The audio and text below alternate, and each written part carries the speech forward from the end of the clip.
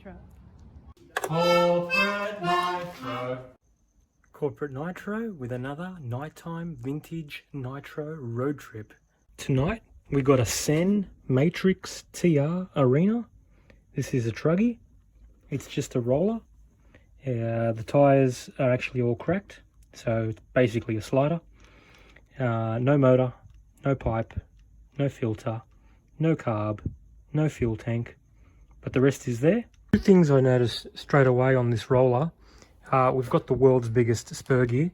Spur gear is the same size as the sun, and if you want evidence of the fact that it's so huge, look at the angle that these drive shafts are on. One goes up, one comes down. That's because the spur gear is so huge. Lovely quad brakes there in the middle. Alright, next thing I wanted to talk about was the servos. 10 kilo steering servo. Yeah, that's about right for a steering servo. 10 kilos for the throttle. Wow. I think 6 would be enough, but 10, that's huge. Alright, speaking of huge, check out these lock nuts on the wheels. So Truggies use quite a large wheel and tyre. And this is my biggest spanner. It's 22 and it doesn't fit. So it's probably a 23mm nut on the end there. So might have to get the shifter out to get these off. Let's do a quick diff check. So if we turn this one, that spins. So front diff is fine. If we turn the rear one, that one spins. So the rear diff is fine. If we turn the spur gear, the rear ones move, but the front ones don't move. Why is that? And the other thing is, if I hold the spur gear, if I hold the rear shaft and turn the spur gear, I can't. The rear shaft wants to move. But if I hold the front shaft and turn the spur gear, that's fine.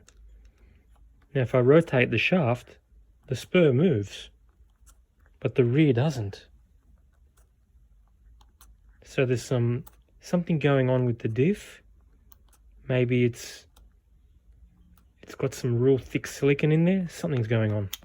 Very strange, but that's easy on the rear.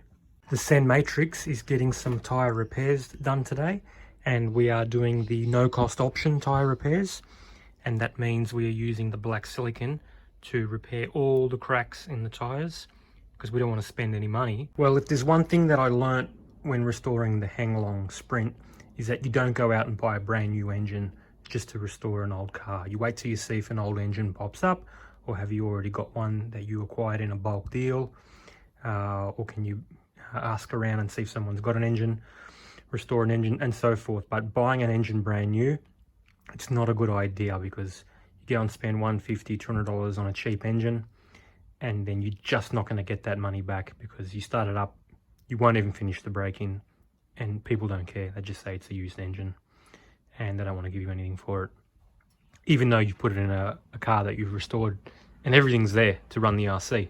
They don't care. So instead of buying a Force 28 for this Truggy, I think what we'll do is we'll just see what we've got, pull it out of another car, make a video, get it going, and then put everything back where it was. So I might have to pull out a 28 engine from my Hyper ST Truggy, or I can pull out a 21 engine from a Hyper 7 buggy, or I can pull out the 28 engine that is in the Thunder Tiger EB4. So that might be the best engine, but that fuel tank sucks. So even though we've got a nice header and a pipe there, we do have mounts here. So we either take the whole thing, pipe and all, or use a spare Hobeo pipe that I got. Just needs a gasket in here. I've got an old Hyper 7 fuel tank. The reason why I stopped using this tank was because it was leaking fuel everywhere and I didn't know why. But I didn't have a beautiful collection of O-rings back then. So maybe we can restore this fuel tank, use it in here, make the video, and then maybe even put that fuel tank back in here and get the EB4 running properly. That's a good plan. So let's try that now. Let's reassemble this fuel tank, put a gasket in here, or pinch that pipe when we pinch that engine, get everything running and make a nice video with this Truggy so everyone can see how glorious the CEN cars are. Don't mind my cheap silicon job on the tyres. And yeah, all I want to do is just see how this Truggy performs. It's probably going to be really slow, but it'll have a lot of torque. That'll be fun. So the hardest part in repairing a fuel tank is to source the correct size O-ring. For some reason I made a note and kept it with the fuel tank that a Hyper 7 fuel tank uses a 15 by 20 by 2.5 O-ring. So the closest I had was 15.2 by 20 by 2.4. So we've put that in and it's making a really nice seal. We can see and feel how good that seal is. So I'm happy with that. So we'll go and put the spring back in and keep going. Next will be the gasket. All right, I made a video once upon a time about how to put a spring back in a fuel tank. I didn't watch it, but I do remember the basics. And there was a trick that you could use another rod, not just the one that comes with the fuel tank, if you're finding it very difficult to keep the lid in position. So you put the lid in position and then the rod is going to stop that lid falling out.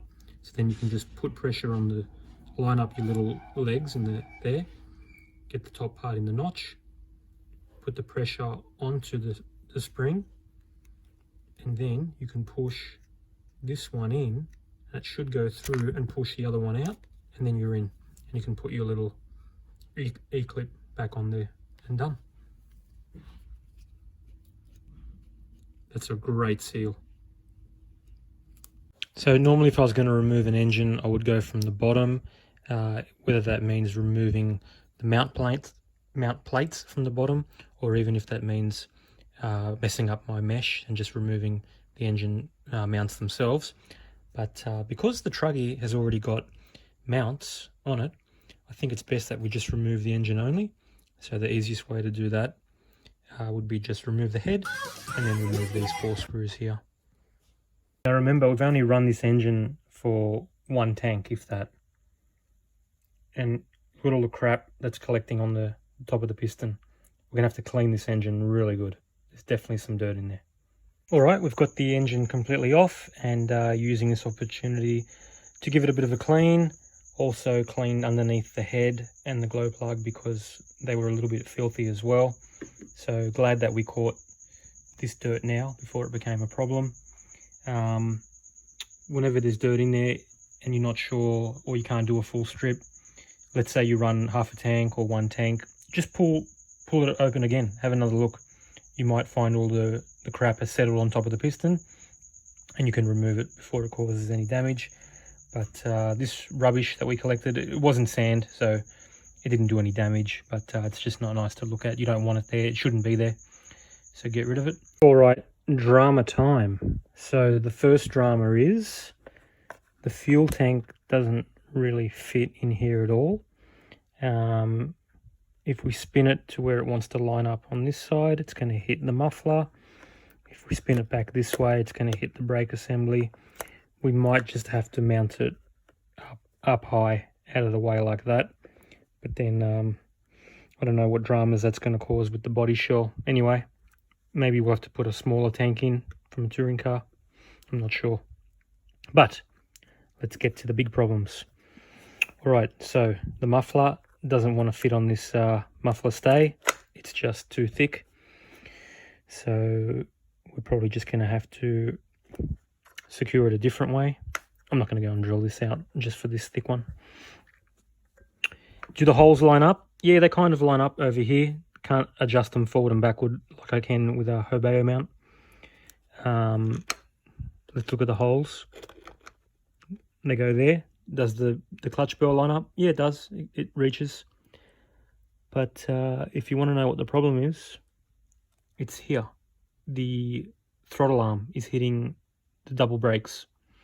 So we're going to have to undo the screw for the air filter, the case pressure screw for the carburetor, and then just rotate the carb. And while we're doing that, let's undo the screw for the throttle arm and rotate the throttle arm vertical, because this needs to pull it vertically. And since that is, the servo is so far forward here, and we know that the carb is going to be on an angle like that, So it's going to be, this is funny, the carb is going to be facing that way, but it's going to be trying to pull the throttle that way. That's going to be interesting. So based on the height, we're going to have to rotate that throttle arm maybe to about there. Anyway, see what happens. So what we're doing is we're trying to heat up this carb so we can rotate it. Just not having a good day. The Hobeo pipe fits the muffler stay perfectly, but look at the size of the header there. It's just huge, whereas the Thunder Tiger one is just so small. So we can't even swap the pipe because this header belongs to this pipe and this rubbish header belongs to this rubbish pipe. We call it rubbish because it's using a silicon coupler, whereas these springs are much better. Alright, so what a shame we can't use the Hobeo pipe if we're going with that engine. That means we can actually pull the Hyper 28 from the Hobeo Hyper ST, which gives us the better pipe. Or look how much angle I've put on this carb now, and I've rotated the throttle arm. What we're thinking is if we put some washers on here and raise the height, because these engine mounts are quite low, whereas the original engine mounts that came with this engine are much higher. So either we swap these engine mounts out and give us a little bit more height, or just put a few washers on here just to give us a couple mil and then clear the brakes. And I've already checked, I don't think this throttle rod from the servo is going to hit the plastic support. I think it'll be fine. Okay, I made a silly assumption. If you look at the screws trying to go in to the engine mounts, they're not even anywhere close, and that's because the Thunder Tiger engine is just a little bit narrower than whatever big block engine was in here before. So we're going to undo the screws from the bottom to these engine mounts, bring them closer together. Might have to get the candle out because these screws don't seem to want to move. We'll heat them up nice and hot, melt all that Loctite, that thread locker that's been in there for 20 years, and move them once and for all. We've got the candle going, and we're just going to put the chassis on top of the candle to heat up those engine mount screws and loosen them up. So what we're going to do, we're going to heat up that screw over the candle.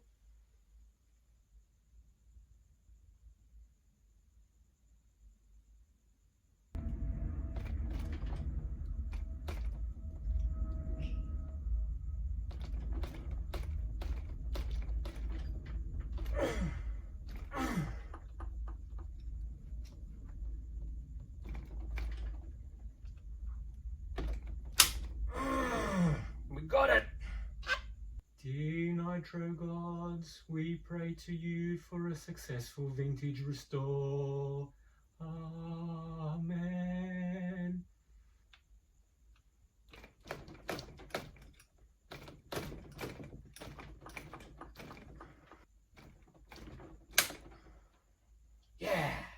Yeah, we got it, yeah.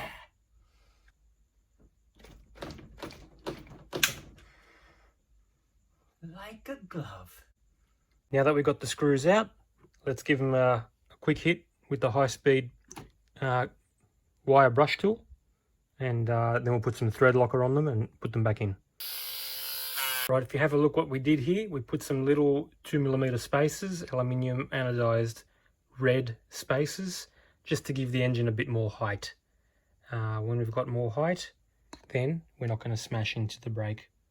Right, so we are committed to getting this engine fitting on this chassis. So what we're going to do is we're going to remove the real thick muffler stay and put a thin one in. So I've already removed the grub screw there, came out pretty easily. And now we'll just wiggle this out. It looks like some red Loctite might have been used here at some stage, but we'll put some fresh stuff in. And I'm going to make up a little exhaust hanger. Maybe out of a coat hanger or something. Right, big stuff up. The head will not fit on because it's smashing onto this plastic brace here. So I don't know how CEN managed to put an engine on there, because I can't do it. Am I stupid? How high is that engine going to be for the head to clear it? Alright, in the spare parts box we found a bit of a coat hanger. we're going to get this coat hanger. I've already straightened it a little bit. And we're going to put one side through there. Okay, now we've just got to put a bit of a bend on this side to go through the muffler. So we'll just put it in the vise, and then we'll just grab the pliers and bend it, I guess. Don't you just love it when things are coming together? So we've got the engine mounted. It's just a little bit higher than what we thought it would be. We've set the mesh, we've done up all the screws, all the head is on, the glow plug is back in. We've made a little exhaust hanger out of a coat hanger. And now when we grab the Hyper 7 fuel tank and place it in there, we can see that the front screw lines up, no problems there. And even the back screw is starting to line up, not touching any of the brakes, not touching any of the gears, not touching the muffler. You know what? I think if I grab 2 screws, I'm going to be able to mount this. I did some research in the forums about fuel tanks cracking. Why do they crack? Apparently the chassis flex and the fuel tanks end up smashing other things, like whatever's in front of the fuel tank normally. So we want to prevent that happening. So I might put a little bit of foam underneath the fuel tank. Just get a bit of spongy foam here, cut it up, hot glue it on under the tank. That'll give us the height that we need. I don't want it sitting directly onto the chassis. And we can put the screws in. So yeah, I might just hot glue it in to position.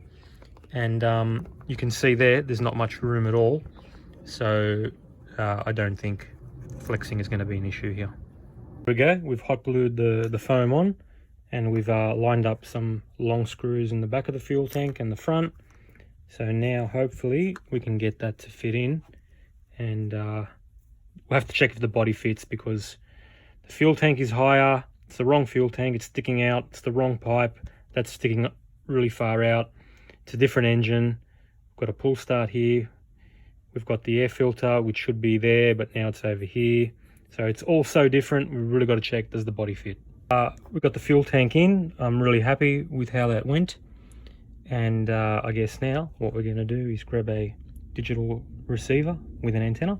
But first we have to remove the AM receiver, the FM receiver. We're not going to use that. Sanwa. Right, so the AA batteries weren't cutting the mustard, so we're going to get a long life pack, which is pretty much great for Truggy. Won't fit in here, but just want to see the speed of the servo. That's plugged in. Let's see if the steering servo is quick. Yep, steering servo is great. So definitely you want life power, not double A's. And the throttle servo, yeah, it went a bit crazy, so I had to disconnect it. So you can see it's moving, but look how slow it is. It is really bad. So I think we're either going to have to replace that throttle servo. There's some massive interference there. Wow, that is a slow throttle servo.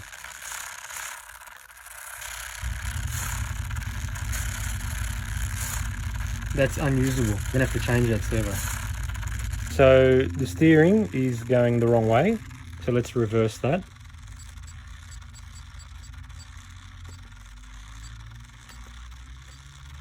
Okay, so now left is left, right is right. Remove that servo since it's dead. Alright, we've had to remove the servo tray, and what I noticed with the radio tray, that faulty throttle servo was really warm. So I don't know if it's some friction inside the servo is causing the issue. We might have to do another test. Let the servo cool down and then do another test. See if it gets hot again, just with nothing connected to it. And maybe even take it apart and give it a clean. Maybe we can make it come good. But let's give the chassis a bit of a clean. And this radio tray is filthy as well. We had some issues mounting the body, but we spun the air filter all the way around the other way. And now we're getting it on nice. Also, we've pushed in the muffler stay heaps more. That way we get the body over the muffler. But I've got a huge issue here. when this muffler gets hot, it's going to absolutely melt this Lexan here, and we can see some damage here from the last pipe, which must have been sitting a bit higher. So maybe what we can do is we'll just put some foam on the inside, just glue it to the body shell, just to keep the heat from that muffler right off the body shell. This is the throttle servo that gets really hot and is really slow. It's probably done for, probably gonna have to chuck it. However, why don't we just pull it apart and just see what's going on, see if there's some binding or some resistance causing it to overheat and go slow. Right, here's what we found. We plugged in a NIMH pack, which isn't really as strong as lithium, but it's pretty good. It's fully charged. Got an old AM radio. That's a HPI one. And what we've noticed is that motor just gets really hot straight away.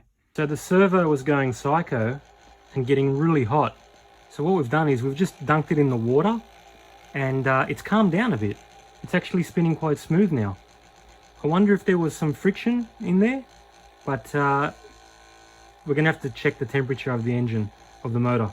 But after that, we're gonna have to re-oil the motor because now it's full of water. But interesting that it was very jerky, very lumpy. But once we put it in the water, it seems to have calmed down a bit.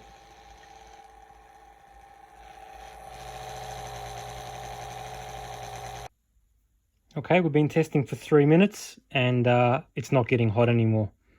It's barely warm. So whatever was going on in there with the brushes and the comm, it seems to have self-resolved. Maybe we'll give it a bit of a spray with WD-40 and reassemble it, or maybe just let it dry overnight. So since our throttle servo is getting too hot and moving too slowly, and it's perfect for a runaway, we're just gonna have to chuck it. And I've got a 3 kilo servo here spare doing nothing. It's got one cracked lug, but that should be okay. I see no issues with this lug, and 3 kilos will be fine to operate the throttle, and more than adequate with a lithium battery, a lifey, to apply the brakes. And there's 4 rotors here. That's a lot of brakes. Just a quick radio check. We've got steering and we've got throttle. Okay, I've got to remember to set up the failsafe later on once this is connected. But right, we attached the steering servo horn back on and set our endpoints. I'm happy with that. Looks pretty centered and not smashing the ends anymore. And next we're going to connect the throttle servo. So we're in neutral and carb closed. So with carb closed, we want to be perpendicular with the servo, but we don't want to be pulling on the brakes too much. Okay. It's not really perpendicular, but it's pretty close. We can just fix that with a sub trim. All linkages set up. We've got the steering, we've got the throttle. It's full carb open. Set the endpoint, full brake. See, such a small amount of brake because I've tightened it right up, taken all the slack out. So we've got the fail-safe option to set it. Go into the menu. So we've got go down, fail-safe, position, which is strong brakes, but not too strong. And then battery fail-safe activated on 5.6 volt, which is more than the lowest voltage you want a lifey to go down to. You only want a life battery to go down to 5 volt, which is 2.5 volt per cell.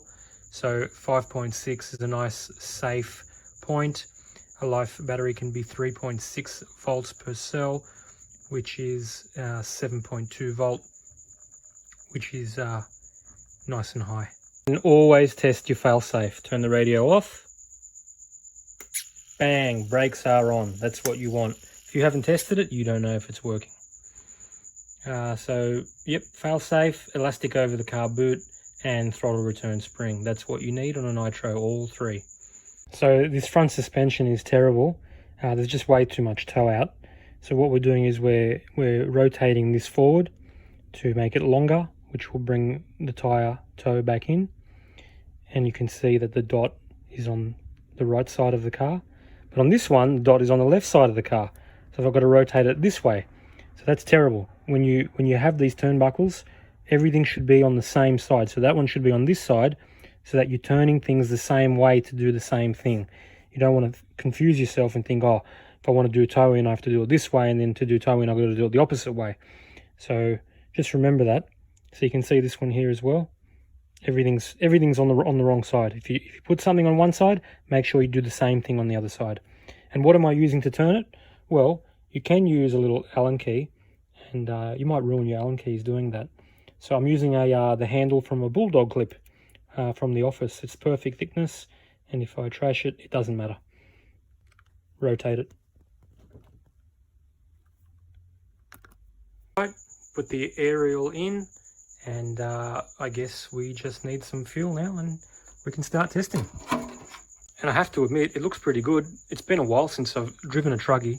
The last Truggy I drove was my Hyper ST Pro, which is the most indestructible, toughest RC I've ever owned. But this will be fun. I'm thinking to take the wheels off because I don't know how they're going to hold up with the silicone. I've got a feeling it's going to explode and the foam's going to come out, but I don't know how to get these. What are they, 22s? I don't know how to get them off. I don't have a 22-inch spanner. I've only got a shifter, and I really couldn't be bothered taking these off. Maybe I'll just play with it slowly on grass. What do you reckon? We'll just play with it gently. I mean, we don't want to break it. Probably going to sell it anyway. Time to start up this engine. Not the first time we started this engine, but it's the first time we're going to start it in the Matrix TR Arena from CEN. So let's do a quick preheat, put some fuel in, and let's see what happens. Let's grab some 25:1, 25% nitro, and throw it in.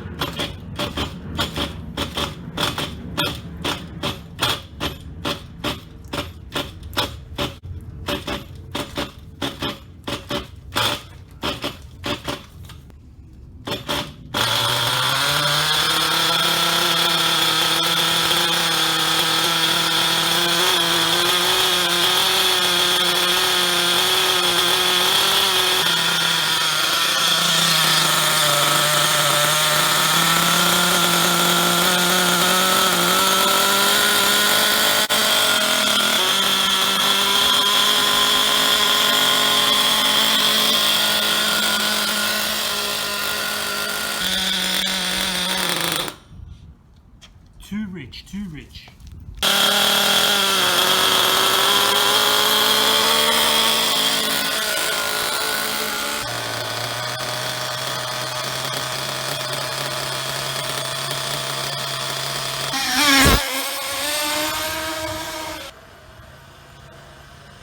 Oh, the wheel came off.